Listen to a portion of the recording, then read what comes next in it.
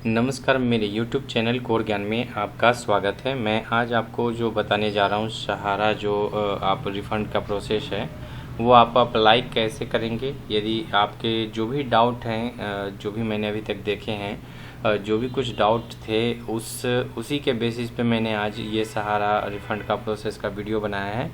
तो आप कोई भी जो प्रोसेस है उसको स्किप ना करें, मतलब आप वीडियो को ना बढ़ा करके देखें, क्योंकि जो प्रोसेस है सहारा में ना हर पॉइंट्स पे हर स्टेप्स पे एक इम्पोर्टेंट उसका महत्व है। तो इसीलिए मैंने बताया कि आप वीडियो को स्किप भी ना करें, बढ़ा करके भी ना देखें।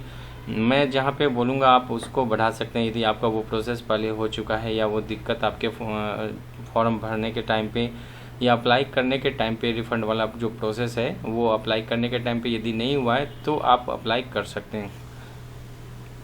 मैं जो बताने जा रहा था कि जो सहारा रिफ़ंड का प्रोसेस है ये अभी जो साइट्स आपके स्क्रीन पे दिख रहे हैं MOCREFUND.CRC.gov.in इस साइट्स पे जाएंगे। गवर्नमेंट ने इस साइट्स को असाइन किया है कि यहीं से आप रिफ़ंड के प्रोसेस को आप अप्लाई कर सकते हैं। अप्लाई करने के लिए आपको जो साइट दिख रहा है वो यहाँ पे चले जाएं। मैं स्टेप बाय स्टेप यदि कोई डाउट होगा ना, मुझे मालूम है कौन कौन डाउट हैं इस रिफ़ंड के प्रोसेस में। यदि डाउट होंगे तो मैं अपने आप ही बोलूँगा। यदि कोई और आपके डाउट हैं या कोई कन्फ्यूज़न है, कोई दिक्कत आ रही है आपके फॉर्म फिलअप करने में, कहाँ पे दिक्कत आ रही है, तो आप मुझे कमेंट बॉक्स में ज़रूर लिख करके भेजें। मैं उस बेसिस पे भी आपको रिप्लाई करूँगा। अदरवाइज़ उस टॉपिक पे मैं वीडियो भी बना करके आपके साथ शेयर करूँगा। तो ये जो साइट्स है ये आपको यहाँ पे क्लिक करना है, ये साइट्स पे विजिट करना है। यदि आप MOCRE जैसे ही लिखेंगे ऑटोमेटिक ये गूगल में आ जाएगा। गूगल क्रोम हो, मोबाइल हो, लैपटॉप हो, डेस्कटॉप हो, कैसे भी आप अप्लाई कर सकते हैं। बस जो प्रोसेस है वो फॉलो करना होगा फ्रेंड आपको। अब क्या करते हैं, जैसे ही वो साइट पे आप जाते हैं इस तरह का विंडो आपके सामने ओपन होकर के दिखता है। मतलब इस तरह का विंडो ओपन दिखता है जिसमें लिखा होता है डिपॉजिटर रजिस्ट्रेशन होता है और डिपॉजिटर लॉगिन। यदि आपका रजिस्ट्रेशन हो चुका है तो आप डायरेक्ट लॉगिन कर सकते हैं, लेकिन यदि आपका डिपॉजिट अभी रजिस्ट्रेशन नहीं हुआ है तो आप यहाँ पे क्लिक कर सकते हैं। तो जैसे ही यहाँ पे क्लिक करते हैं डिपॉजिटर रजिस्ट्रेशन, तो मैं आपको बता दूं फ्रेंड, ये अप्लाई करने से पहले 2-3 बातों का ध्यान आप रखें। पहला तो आपके पास जो आपने अप्लाई किया था जो स्लिप होता है वो स्लिप आपके पास होना ज़रूरी है। जो सहारा वाला आपके पास अब पेमेंट कभी जमा कर किए होगा, आप कोई भी एक स्लिप है आपके पास, वो आपके पास स्लिप होना चाहिए। उसका पासबुक होना चाहिए। जो सहारा वाला है वो उसके पासबुक आपके पास ज़रूर होना चाहिए, क्योंकि डिटेल उसी में है। तीसरा पॉइंट है आपके पास आधार कार्ड होना ज़रूरी है। और फोर्थ, जो आपके आधार कार्ड में जो आधार कार्ड में जो डिटेल है आपका मोबाइल नंबर, वो आपका मोबाइल नंबर आपके पास होना चाहिए, क्योंकि OTP की जो वेरिफिकेशन प्रोसेस है वहीं पे होती हैं। अब मैं आपको बता दूं, यदि डिपॉजिटर रजिस्ट्रेशन पे क्लिक करते हैं फ्रेंड, इस जो पॉइंट आपको दिख रहा है यहाँ पे जैसे क्लिक करते हैं तो इस तरह का विंडो ओपन होकर के आ जाता है, जिसमें आपको लिखा होता है कि आधार नंबर। तो लास्ट 4 डिजिट लिखा हुआ है, तो लास्ट का 4 डिजिट आप यहाँ पे इंटर करें। उसके बाद आधार लिंक्ड मोबाइल नंबर, तो जो आधार कार्ड में मोबाइल नंबर दिया हुआ है ना वही मोबाइल नंबर यहाँ पे आपको मेंशन करना है फ्रेंड। यदि आपको नहीं मालूम है कि आधार कार्ड में मोबाइल नंबर कौन सा है तो मेरे चैनल पे आप विज़िट करें, वहाँ पे भी मैंने इस टॉपिक पे बनाया है कि आप आधार कार्ड में कौन सा मोबाइल नंबर लिंक है वो आप पता कर सकते हैं। कैसे, बस 2 से 3 सेकंड में आप पता कर सकते हैं। तो मैंने उस पर भी वीडियो बनाया है, आप वो भी वीडियो जा करके देख सकते हैं। अब बात रही यहाँ पे आधार कार्ड में जो मोबाइल नंबर आपको कन्फर्म है कि ये दिया हुआ है, तो यहाँ पे चेक डाल सकते हैं। डाल करके आपको गेट OTP पे क्लिक करना है। गेट OTP मतलब आपको OTP पाना है। तो जैसे ही गेट OTP पे क्लिक करते हैं यहाँ पे फ्रेंड, तो आपके पास इस तरह का विंडो ओपन होकर के आ जाता है, जिसमें आपका लास्ट आधार कार्ड नंबर होता है, 4 डिजिट आपका मोबाइल नंबर होता है, और यहाँ पे गेट OTP है तो इंटर OTP जो लिखा हुआ है, इंटर OTP में आपको OTP डालना ज़रूरी है इसमें। तो जो आपके मोबाइल नंबर पे OTP आया है वो OTP डाल करके वेरीफाई OTP पे क्लिक करें।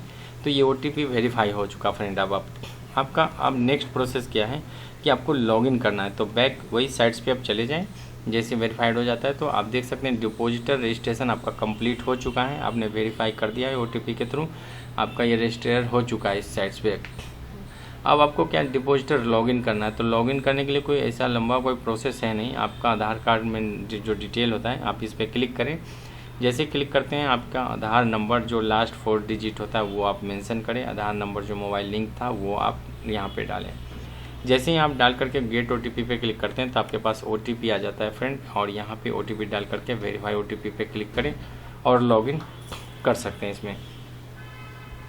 जैसे ही आप लॉगिन कर लेते हैं फ्रेंड तो आपके पास इस तरह का विंडो ओपन होकर के आ जाता है कि जो भी आप eKYC आधार कार्ड जो डिटेल आपने दिया है या मोबाइल नंबर जो दिया है आप अंडरस्टैंडिंग बेस पे आप दे रहे हैं, मतलब आपको ये जानकारी है कि आप अपना आधार कार्ड सहारा रिफंड में प्रोसेस के लिए आप ये चीज जो आधार कार्ड का डिटेल है या मोबाइल नंबर है आप शेयर कर रहे हैं इसको। ये टर्म एंड कंडीशन लिखा हुआ है, चेक बॉक्स बना होता है बॉक्स के जैसा, इस पर टिक मार्क करें, आई एग्री पे क्लिक करें और नेक्स्ट बटन पे क्लिक करें। तो आई एग्री पे क्लिक करते हैं, नेक्स्ट बटन पे आप क्लिक करते हैं फ्रेंड। अब यहाँ पे आपको आधार कार्ड का पूरा डिटेल मतलब आधार कार्ड का पे जो नंबर लिखा हुआ है पूरा नंबर आपको डालना होगा फ्रेंड। यहाँ पे आप जैसे ही यहाँ पे मोबाइल नंबर आधार कार्ड नंबर डालते हैं यहाँ पे गेट OTP ऑप्शन लिखा हुआ है, तो गेट OTP करें, फिर से मोबाइल नंबर पे आपके OTP जाएगा, OTP यहाँ पे इंटर डाल के वेरीफाई पे क्लिक करें। वेरीफाई पे क्लिक करके जैसे वेरीफाई कर देते हैं ग्रीन टिक हो जाता है तो आप नेक्स्ट बटन यहाँ पे दिया हुआ है नीचे में, आप नेक्स्ट बटन पे क्लिक कर सकते हैं। जैसे क्लिक करते हैं तो ये जो प्रोसेस है फ्रेंड ये सेकेंड स्टेप चल रहा है जिसमें आपके डिटेल पर्सनल डिटेल लिखा हुआ है ये फिलअप होना है।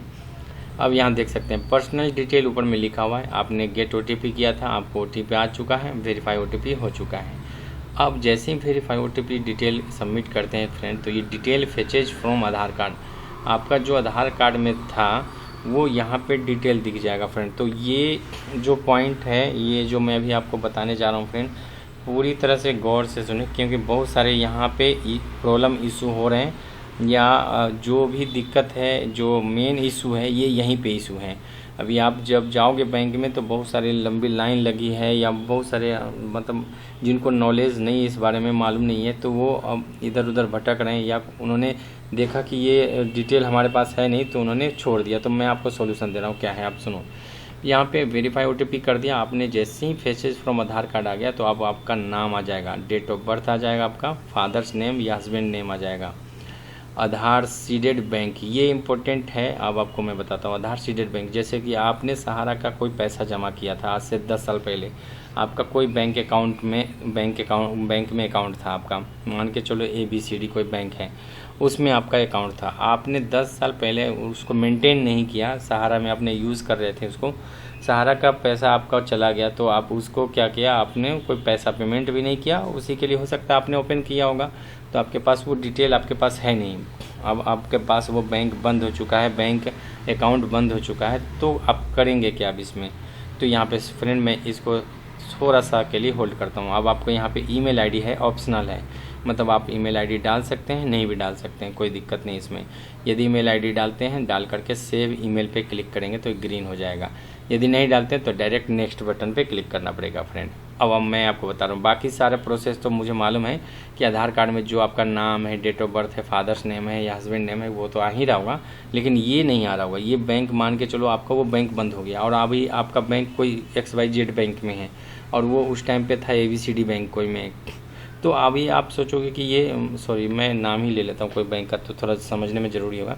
अभी मान को चलो अभी आपके अकाउंट हैं SBI में और उस टाइम पे एक्सिस बैंक में था, तो सहारा का जब ऐसे ही आपको दिखेगा तो यहाँ पे एक्सिस बैंक दिखेगा और वो आपका बैंक अकाउंट बंद हो चुका है या नहीं आप यूज़ कर रहे थे बहुत दिनों से, तो ये बैंक अकाउंट दिख रहा है, तो अब करेंगे क्या। तो फ्रेंड आपको यहाँ तक पहुँचने से पहले या कोई अब नेक्स्ट स्टेप करने से पहले आपको मैं बताता हूँ चेक कैसे कर सकते हैं कि आपका ये कौन सा बैंक सीडेड है, आधार कार्ड से लिंक्ड है पूरी तरह से, या KYC कौन सा किया हुआ है। तो फ्रेंड ये जो मैं प्रोसेस बताया हूँ अभी यहाँ तक मैं होल्ड करता हूँ। इस प्रोसेस के बाद ये आधार सीडेड बैंक से रिलेटेड मैं अभी आपको बताने जा रहा हूँ। तो आधार सीडेड बैंक जो है ना, अभी आपको पता करना है कि आपका आधार कार्ड पूरी तरह से कम्प्लीटली KYC किस बैंक में किया हुआ है। तो यहाँ तो ये था पूरा कम्प्लीटली जो बैंक दिख रहा था और वो आपका एक्सिस बैंक था और अभी SBI में है, तो आप SBI में पैसा चाह रहे हैं कि आए आपका पैसा, वो बैंक बंद हो चुका है, अकाउंट बंद हो चुका है, तो आप कैसे पता करेंगे कि पहले कि आपका कौन सा बैंक पूरी तरह से KYC लिंक्ड है। तो इसमें आप फ्रेंड आपको ना गूगल में सर्च करना पड़ेगा DBT, जिसका फुल फॉर्म है डायरेक्ट बेनिफिट ट्रांसफ़र। इसमें क्या होता है कि आपका आधार कार्ड लिंक्ड होता है, उसी पे कोई भी ट्रांसफ़र पैसा आता है ना, गवर्नमेंट की तरफ से हो या कहीं से ट्रांसफरेबल पैसा हो, तो आपको उसी अकाउंट पे आता है बाय डिफ़ॉल्ट। तो आप यहाँ से चेक कर सकते हैं। ये आधार लिखा, इस पर आप जब सर्च करेंगे तो इस तरह का आएगा, home page DBT direct benefit transfer. इसमें नीचे देख सकते हैं फ्रेंड आधार होम लिखा हुआ है। तो पहले आपको ये पे क्लिक करना है, ये होम पेज पे ही। होम पेज पे जैसे ही क्लिक करते हैं आप देख सकते हैं इस तरह का विंडो ओपन होकर के आ जाता है। जैसे विंडो ओपन होकर के आ जाता है आप देख सकते हैं यहाँ पे डॉक्यूमेंट लिखा हुआ है। डॉक्यूमेंट पे जाएँ, यहाँ पे आधार UIDI लिखा हुआ है, तो आधार UIDI पे क्लिक करें। जैसे ही क्लिक करते हैं फ्रेंड आपके पास इस तरह का विंडो ओपन होकर के आ जाता है, जिसमें लिखा होता है सिटीजन कॉर्नर। तो सिटीजन कॉर्नर होता है, आपको यहाँ पे जो फोर्थ ऑप्शन दिख रहा है ना, बैंक सिटीजन्स बैंक अकाउंट आधार लिंकिंग स्टेटस, तो यहीं से मालूम चलेगा कि आपका सीडेड जो आधार है वो मतलब बैंक से कौन सा आधार कार्ड लिंक्ड है, मतलब आधार कार्ड से कौन सा बैंक लिंक है, तो ये यहाँ से मालूम चल जाएगा। तो इस पर क्लिक करें। जैसे क्लिक करते हैं तो आपके पास आधार कार्ड नंबर डालने के लिए ऑप्शन आता है। आप अपना यहाँ पे आधार कार्ड नंबर डालें, इंटर सिक्योरिटी कोड डालें जो कैप्चा दिखता है वो, और सेंड OTP पे क्लिक करते हैं। आपके पास OTP आ जाएगा, उसके मोबाइल नंबर जो आपका आधार कार्ड में दिया होगा उस पर OTP आ जाएगा। सबमिट बटन पर क्लिक करके सबमिट कर दे। जैसे ही सबमिट करते हैं फ्रेंड तो इस तरह का विंडो ओपन होकर के आ जाता है, जिसमें लिखा होता है कि बैंक सीडिंग स्टेटस एक्टिव है, बैंक सीडिंग डेट ये दिखा होता है, आधार नंबर दिखा होता है, और ये बैंक जो लिखा होता है ना, बैंक का डिटेल होता है कि कौन सा बैंक है आपका, किस बैंक में सीडेड है। तो फ्रेंड यहाँ से पता कर सकते हैं कि आपका बैंक अकाउंट कौन सा सीडेड है, लिंक्ड है। तो अब मैं चलता हूँ उसी पॉइंट पे, यहाँ पे आधार सीडेड बैंक। अब मान के चलो मैंने स्टेटस चेक कर लिया आधार कार्ड में कि हमारा तो ये एक्सिस बैंक ही है और वो हमारा अकाउंट बंद हो चुका है, हमारा 10 साल पहले पुराना बैंक अकाउंट है। तो फिर वो करेंगे क्या हम उसके लिए? तो अब आपको फ्रेंड यदि आप तो चेक करने का मैंने प्रोसेस बता दिया कि आपका कौन सा अकाउंट है जो आधार सीडेड है, लेकिन यदि मान के चलो वो जो आपको मालूम चल गया एक्सिस बैंक ही है और अभी वो अकाउंट आपके पास है नहीं, 10 साल पुराना अकाउंट था, तो उसे पता कैसे करेंगे, मतलब उसको चेंज कैसे करेंगे? वो तो बंद हो चुका, पैसा आएगा तो उसी पे आएगा। अब आपको मैं बताता हूँ कि आपको क्या करना है कि जो भी बैंक अकाउंट करेंट अकाउंट है आपका कोई भी, जैसे SBI मैंने बताया अभी आपका करेंट है, उस बैंक में जाएं और आप एक एप्लीकेशन लिखें कि मुझे DBT लिंकिंग करना है इस अकाउंट्स में, आधार DBT लिंकिंग करना है। आप उनको जो कर्मचारी है एम्प्लॉई है वहाँ पे उनसे बोले कि DBT मुझे आधार लिंकिंग करना है इस अकाउंट में। आपको एक एप्लीकेशन नॉर्मल सा लिखना पड़ता है उसमें, आप गूगल में भी सर्च कर सकते हैं DBT एप्लीकेशन लिखने के लिए, लिंकिंग के लिए बैंक में कैसे अप्लाई कर सकते हैं नॉर्मल, तो वहाँ से भी आपको मिल जाएगा एक सैम्पल, वहाँ से लिख करके आप सबमिट कर सकते हैं।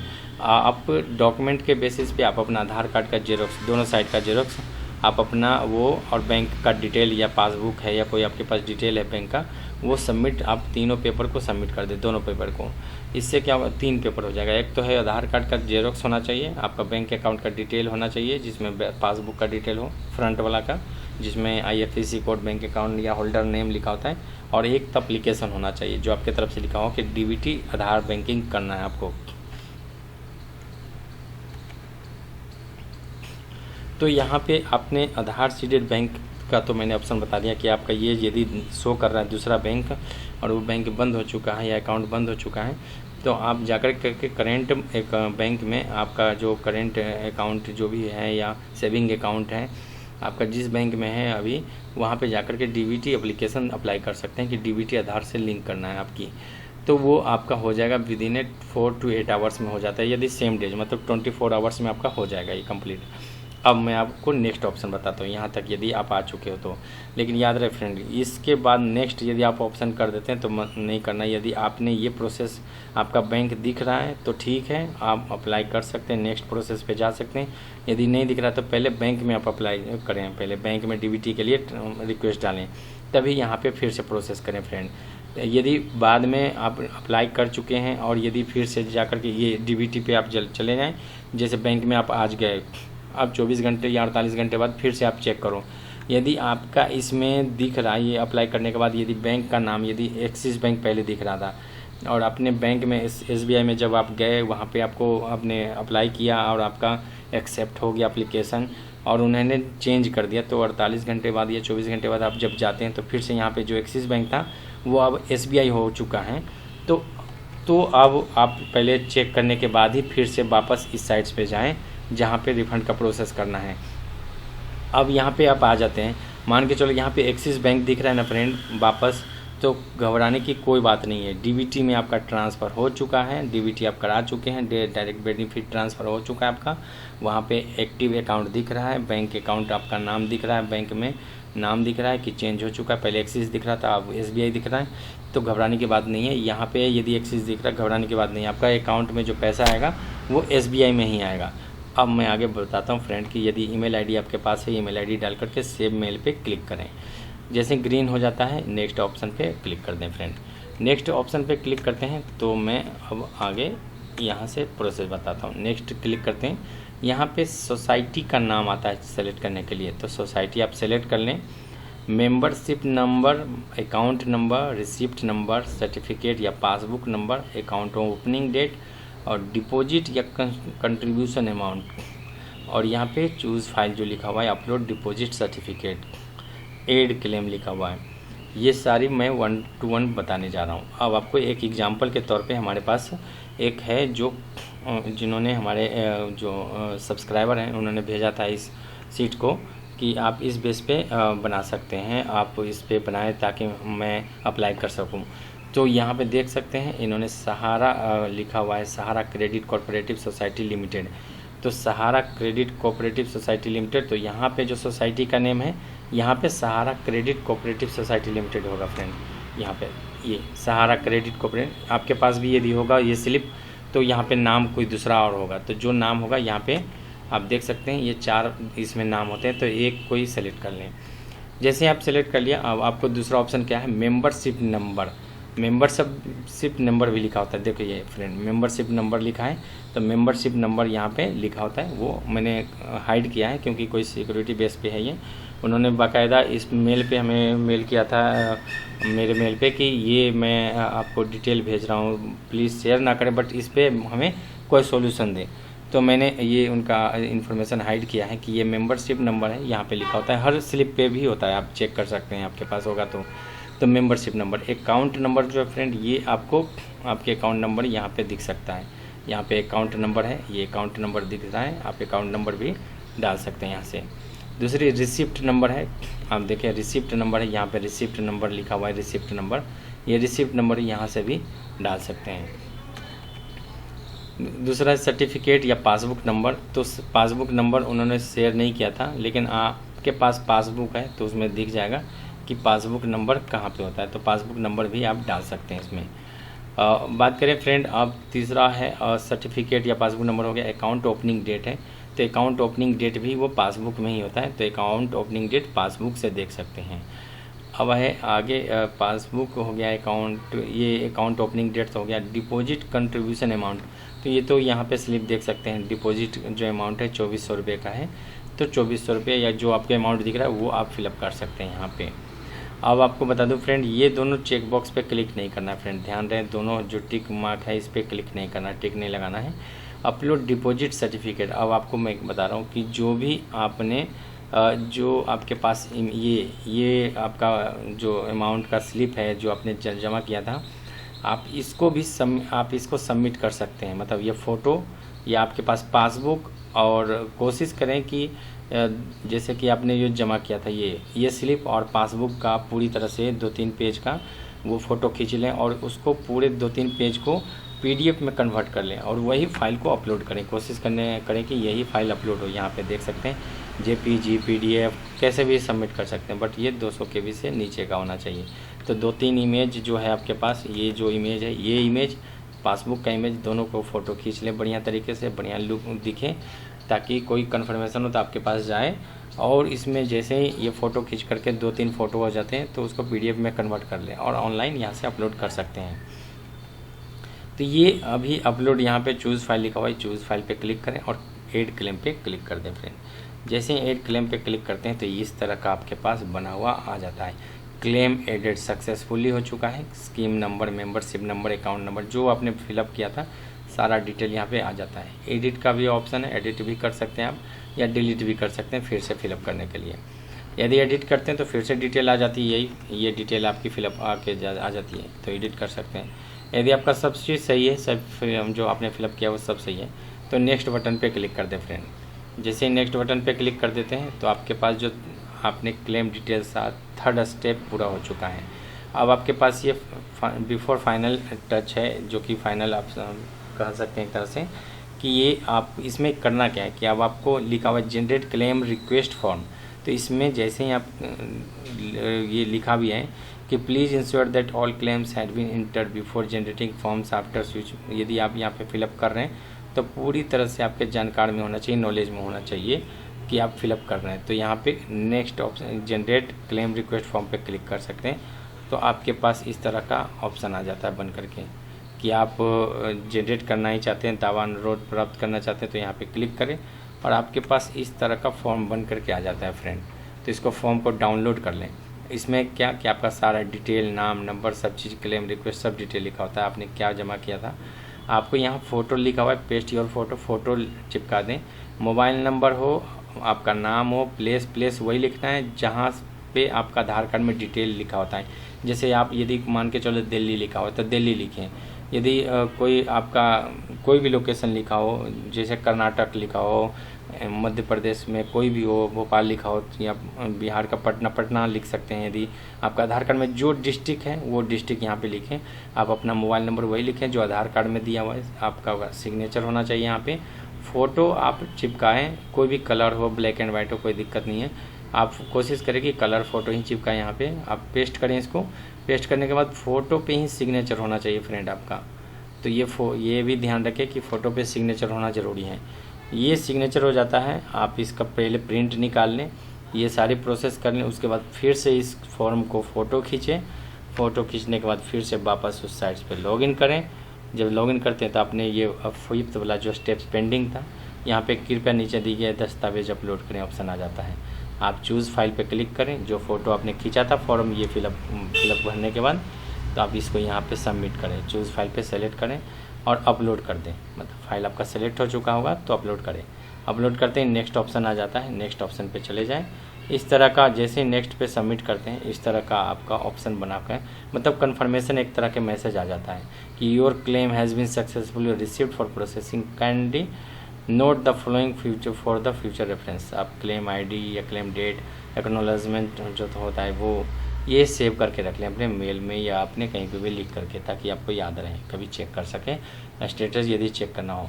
तो इनका कहना है कि 45 दिन के अंदर में आपका प्रोसीड हो जाता है, पैसा आ जाता है आपके अकाउंट में। तो इस तरह से प्रोसेस मैंने पूरी कोशिश की थी फ्रेंड कि इस वीडियो में हर छोटे छोटे पॉइंट को कवर करके चलें। जो कन्फ्यूज़न है, जो डाउट है वो पूरा हो सके आपको इस वीडियो में। कोशिश तो मैंने पूरे की थी। जो हमारे सब्सक्राइबर थे जिन्होंने डाउट लिखा था, 2-4 डाउट उनकी मेन मुझे जहाँ तक लगा ये डाउट सबके लिए ही होगा, तो उनके डाउट से रिलेटेड भी मैंने पूरी तरह से जो पूरा प्रोसेस है उसको कवर करने की कोशिश की है इस वीडियो में। अब आशा है आपको ये काफ़ी अच्छा, ये सारी जो डाउट हैं आपको पूरा इसमें क्लियर हो गया होगा इस वीडियो के माध्यम से। आपको वीडियो अच्छा लगा हो तो आप मेरे वीडियो को ज़रूर लाइक करें और अपने फ्रेंड फैमिली के साथ ज़रूर शेयर करें इस तरह का वीडियो, यदि कोई डाउटफुल हो तो उनको क्लियर हो पाए। और मेरे चैनल पे यदि नए हैं तो सब्सक्राइब करें फ्रेंड, और अपने फैमिली में, फ्रेंड में और किसी को सब्सक्राइब करवाएं, ताकि ये इस तरह का वीडियो या जो मैं अपने चैनल पे जिस तरह का वीडियो अपलोड करता हूँ इम्पोर्टेंट या कोई करेंट इन्फॉर्मेशन से रिलेटेड, तो आपको पहले अवेयर हो पाए इस चीज़ से। तो मैंने जो वीडियो बनाया था फ्रेंड, जो सहारा में रिफ़ंड का प्रोसेस के लिए पूरी तरह से कंपाइल एक बनाया है कि जो भी डाउट थे वो इस वीडियो में क्लियर होने की, मतलब क्लियर करने की कोशिश किया हूँ मैं। तो वीडियो अच्छा लगा हो तो लाइक ज़रूर करें, चैनल को मेरे सब्सक्राइब करें। Thank you for watching this video. Thank you.